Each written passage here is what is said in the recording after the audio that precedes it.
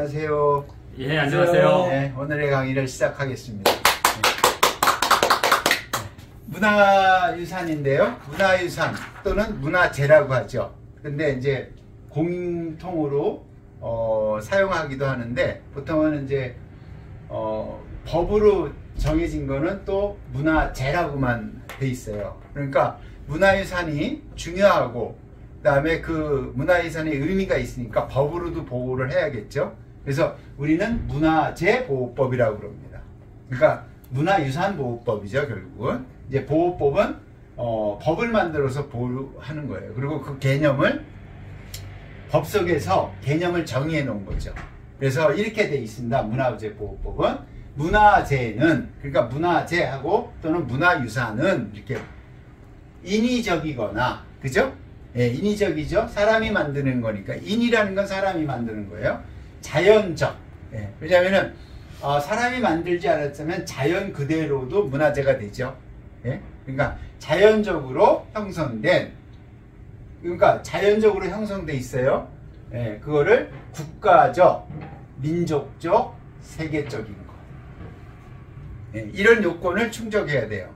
자, 자연적, 그러면 쉽게 얘기하면은 백두대간을 우리가 만든 건 아니죠. 백두산을 우리가 만든 건 아니죠.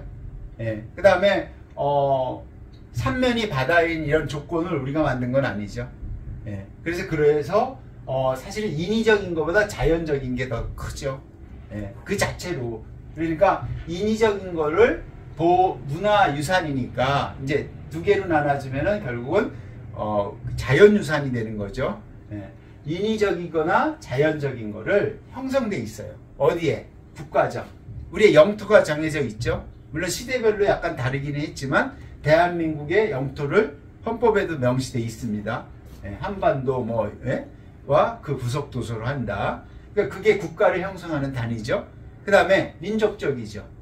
예, 다양한 이제 민족이 형성된 국가도 있고, 우리는 하나의 민족이라고 하죠. 하나의 민족이 되기까지는 여러 부족들이 뭉친 거죠. 그거는 간단합니다. 말을 보면은, 말을 알면은 달라요. 지금은 많은 분들이 제주도를 가서 별로 언어에 장애를 못 느끼십니다. 제가 제주도를 처음 갔을 때 70년대에 갔을 때는 말이 안 통했어요.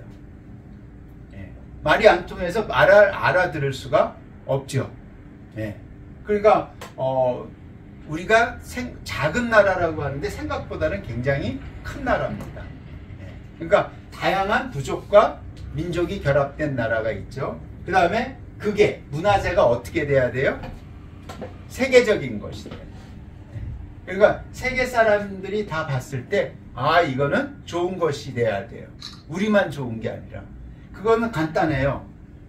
우리나라에 있는 문화재를 세계적인 것이 되면은 많은 사람들이 와서 보겠죠. 그거를 보기 위해서 방문을 하겠죠. 그러면 뭐가 늘어납니까? 관광 수입이 늘어나는 겁니다, 이게. 그러니까 지금 만들어가는 우리의 문화유산이 국가적이고 민족적인 것이 되지만 세계적인 것인가를 한번 생각해 볼 필요가 있죠. 건물을 하나 짓든 다리를 하나를 놓든 아니면은 다른 어떤 유무형의 것을 만들어낼 때 그게 세계적인 것인가를 한번 볼 필요가 있습니다. 예. 그러면은 세계적인 거면은 계속 오랫동안 유지할 수 있는 거죠. 예. 이게 이제 굉장히 컬처인데, 컬처로 만들어진 세계적인 것이 많아질 때 국가의 국력은 커지는 겁니다. 자, 이렇게 첫 번째로 정의되어 있고요. 이어서 또는 이죠? 또 뭐가 있어야 되냐면 역사성. 역사적이라는 것은 시간이 흘러야 된다라는 거죠. 자, 우리는 지금 아주 쉽게 얘기할게요. 얼마 전까지만 해도 산업화를 돼서 아파트 문화가 들어서기 전까지 단독주택에 대부분 살았습니다. 집에 소금을 넣는 항아리라든지 도자기 하나쯤은 다 있었을 거예요. 아니면 뒤지 같은 쌀독은 다 있었을 거예요. 그죠? 그때는 흔했는데 다 갖다 버렸죠. 지금은요. 없으니까 그게 문화유산이 되는 거고, 어디 가서만 본다, 요즘은. 박물관이나 일부 지역에서만 남게 되는 겁니다. 그러니까 역사적이라는 거는 시간성을 갖고 있어야 되는 거예요. 그 다음에 두 번째는 예술적이어야 돼. 간단하니까 보니까 좋더라. 보니까 좋아야 돼요. 본데 아 저거 꼴별견이야. 그러면 예술성이 없는 거예요. 예술성을 가져야 되는 겁니다. 문화유산이. 그 다음에 여기 돌아와서 학술적으로 연구의 대상이 돼야 돼요. 네. 그런 게 굉장히 많죠. 특히 이제 너무 많으니까 고려 청자와 조선 백자를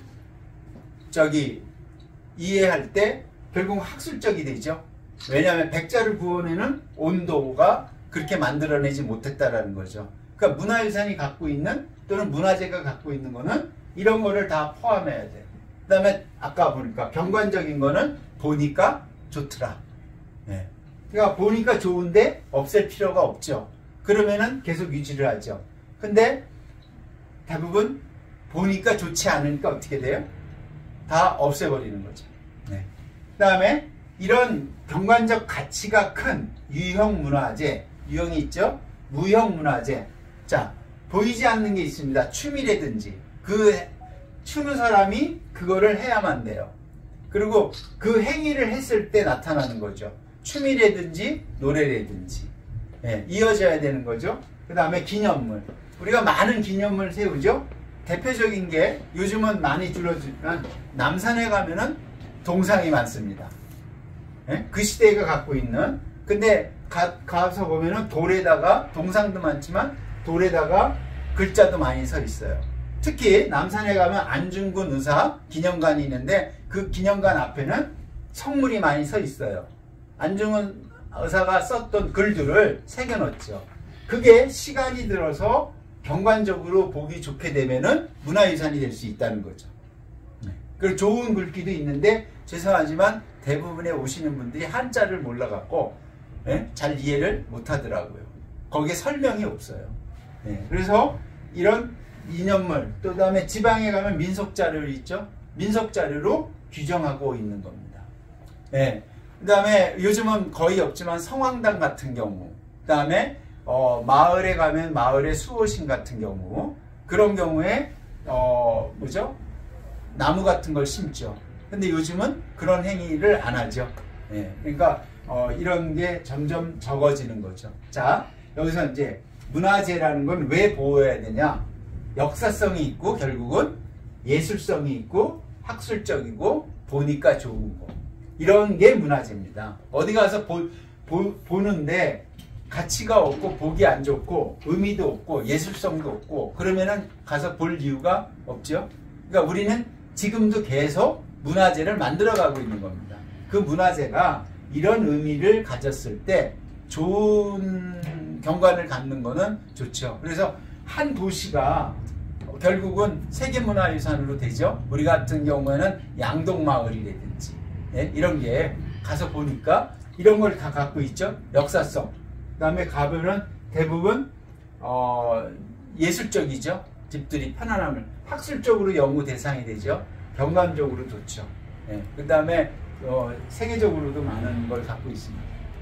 자, 그 다음에 그러면은 우리나라는 문화재 보호법으로 우리가 했는데 우리나라만 인정하는 게 아니라 아까 제가 여기 세계적이라는 게 있었죠. 세계적이어야만 좋은 겁니다. 이왕 만들어서 문화유산을.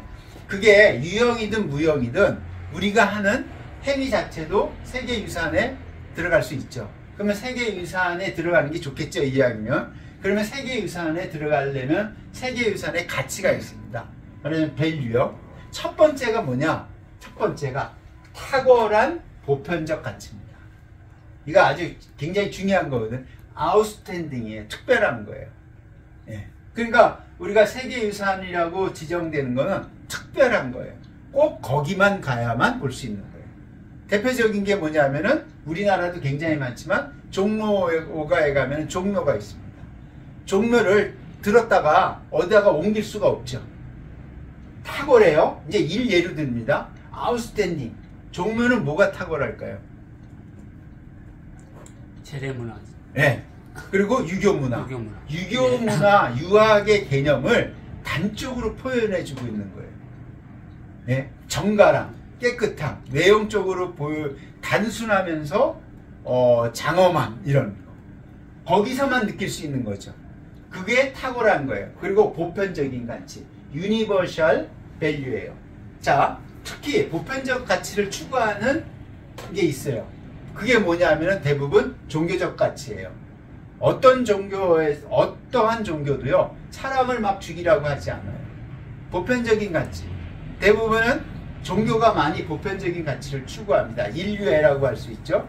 배고픈 사람한테는 뭘 줘야 돼요? 먹을 걸 줘야 되고, 헐벗은 사람한테는 옷을 줘야 되는 거예요. 그게 기본적인 거예요. 그 사람의 신분, 뭐 이런 걸 따지는 게 아니죠. 그거를 가장 많이 실현하는 것이 종교죠. 예, 그러니까 보편적인 가치예요. 그러니까 종교를 예를 들어서 유학에서의 보편적인 가치를 이해할 필요가 있죠. 잘 살으라고요. 그죠? 보편적인 가치가. 관계를 잘 하라고요. 그래서 우리가 학교 다닐 때 아니면 요즘도 많이 얘기하는 게 아주 귀에 못이 박혔잖아요. 군신유의, 부자입신, 부부의별, 장유유서, 부모유신. 그게 관계를 잘 하라고 사는 거예요. 그게 이제 그거를 적용하는 사람에 따라서 그거를 해석한 게 다른 거지, 관계를 잘하고 살으라고 그랬지 이제 관계를 잘 못하라고 살으라는 게 아닙니다. 개념적인 거. 그런 보편적인 가치를 추구하는 야만 뭐가 된다? 세계유산의 가치가 있는 겁니다. 그러니까 보편적인 가치는 나한테만 옳은 게 아니라 남한테도 옳은 거죠. 그리고 제3자한테도 옳은 거예요. 예? 그런 게 대부분 종교적인 게 많죠. 예. 뭐 불교에서는 무슨 살생유택이라든지 뭐 이런 겁니다. 이게 적당한 예일지 모르지만 아주 중요한 겁니다. 세계유산의 가치는 첫 번째가 아웃스탠딩이에요. 특별해야 돼. 예? 탁월해야 돼. 예. 그 다음에 두 번째가 진정성이에요. 진정성이라는 거는 아웃센티시티라고 되는데 어렵게 생각할 필요 없어요. 짝퉁은 안 된다라는 거죠. 뭐예요? 진품. 그거 하나여야 돼. 그거여야만 돼. 그 다음에 진정성, 형태, 모양이 좋아야 돼. 그 다음에 재료가 특별해야 돼요. 그죠? 그 다음에 소재. 예? 어디에 위치하느냐 이런 건데, 자, 우리나라 거를 들게요. 아까 앞에 종묘를 들었으니까 종묘를 표하면서 궁궐해진 건축물의 재료들은 대부분 공통성이 있습니다. 그게 뭐냐면 흙이죠. 기와가 있다는 거죠. 흙으로 만들었다는 거죠. 그 다음에 나무로 만든 거죠. 자, 단순해요. 종묘 옆에는 대부분 궁궐이 있는데 궁궐이 다 똑같은 모양이 아닙니다. 구조가 다 달라요. 근데 재료에 있어서는 뭐예요? 흙과 나무를 썼다는 거죠. 그게 단순성이 좀 들어가 있는 거예요. 그 다음에 모양은 다양성이 있어야 돼요. 네. 자, 진정성이에요. 도시는, 현대의 도시는 낮이 멋있을까요? 밤이 멋있을까요? 밤이 멋있습니다. 낮에는 피곤해요. 왜 피곤하냐? 굉장히 많은 걸 봐야 돼. 재료가 엄청 많아요. 유리, 뭐 벽돌, 그 다음에 뭐라 그럴까요? 정말 많은 재료가, 플라스틱, 뭐 굉장히 많아요. 모양도 다 굉장히 많아요. 소재도 그러니까 굉장히 많죠. 거기다가 형태도 무지무지하게 달라요. 옆에 건물과 모양과 이런 게 다 달라요. 근데 진품인 건 맞죠. 대부분 진품이 아니면 안 되는 거니까. 근데 이 복잡성 때문에 낮에는 어지러워요. 보는 게. 거기다 광고까지. 근데 밤에는 도심은 멋있어요. 왜? 모든 게 가려주니까 이런 걸 확인하지 않아요. 뭘로만 확인된다? 밤에는 빛으로만 보는 거예요. 그러면 단순해지는 거예요. 거기에 불빛이 비치니까 굉장히 멋있는 거예요. 그 도시는 그 도시를 못 보다가 시골에 한적하게 살다가 버스나 기차를 타고 서울의 도심에 왔을 때는 굉장히 단순하면서 휘황찬란한 거죠. 근데 거기에는 뭐가 없냐면 진정성이 없는 거죠. 이 빛이 들어가면은 너무나 천치만별의 이런, 그러니까 굉장히 많은 게 있기 때문에 가치를 못 느끼게 되는 거죠. 그래서 적당한 예가 들을지 모르지만 어떤 세계유산은 진정성이 있어야 된다. 어떤 면에서 단순성이 있어야 되고 모양에는 다양성이 있어야 돼요. 예? 그래서 그런 예는 세계유산에 너무 많습니다. 예. 그리고 세 번째 이제 가치는 뭐냐면 완전해야 돼요. 그게 뭐냐면은 특징이 있어야 된다는 거죠. 아까 종묘는 종묘의 특징이 있고, 우리나라 세계유산만 할게요. 창덕궁은 창덕궁의 특징이 있어야 돼요. 그렇기 때문에 세계유산이 되는 거죠. 왕릉은요, 왕릉의 특징이 있는 거죠. 그 특징이 없으면은 완전성이 없는 거죠. 인테그리티라고 했죠. 여기서 그냥 번역을 완전성의 특징이 있어야 되는 거예요. 근데 이거를 관리 능력이 있어야 됩니다. 그래서 제도나 관리하거나 능력이 뭐 제도가 돼 있고 관리할 수 있고 그거 하는 능력이 있어야 돼요. 그렇지 않으면 세계유산에는 가치를 인정하지 않습니다. 그리고 세계유산 지정했다가 포기하는 것도 있죠. 그리고 취소하는 경우도 있죠. 세계유산은 이런 의미에서 이게 현대 지금 21세기에서는 이거를 가지고 국력을 국력의 크기로도 나타나죠. 예, 좋은 가치를 계속해서 말하자면 문화유산이 갖고 있는 역사성, 예술성, 뭐 이런 거, 국가성을 말하자면 하나로 말하자면 통일하는 그런 기능을 갖게 되는 겁니다. 그래서 세계유산의 가치이니까 사실은 우리가 만들어가고 있는 문화유산이 세계적인 가치를 지닐 수 있도록 우리가 지금 하는 행위가 세계적인 가치를 만들어내야 된다라고 제가 말씀드리는 겁니다. 자, 이제 읽어보면은 이렇게 돼 있어요. 한국의 세계유산. 그죠? 예, 한국의 세계유산인데 굉장히 많죠? 예, 근데 이거를 쭉 전부 나열하려고 그러면은 굉장히 많은 시간이 걸릴 것 같습니다. 그래서 한국의 세계문화유산은 1995년부터 세계유산 지정을 받는 거예요. 근데 우리나라의 지정은 1995년에서 2021년까지 이렇게 다양한 세계문화유산이 있습니다. 그래서 이번 시간에는 요거 하나하나를 하는 것보다는 이렇게 많다라는 걸 설명을 드리고 다음 강의에 이어서 설명을 드리도록 하겠습니다. 네, 오늘 강의는 여기서 마치도록 하겠습니다.